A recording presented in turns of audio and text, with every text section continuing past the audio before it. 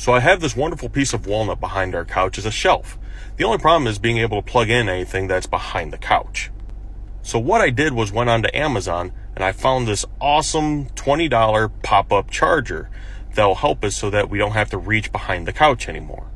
I went over to my local Lowe's and found this Lennox 3¼ inch hole saw, which is the perfect size for what this is. First things first, we got to figure out where we're going to put this. Because walnut is a little bit of a harder board, it took me a little longer to drill through it, so I kind of skipped that part. Next, we got to clean up all the sawdust so that I don't get in trouble by the missus.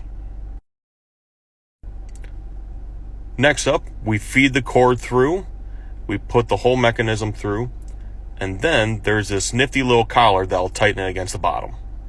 Once installed and tightened, you push out the outer ring, you pull it up, and voila. You get 3 outlets and 2 USB ports, and all you gotta do is push it back down and it'll be flush.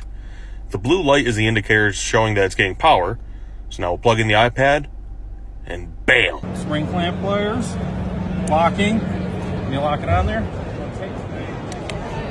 rotates with, you're all set, let it go.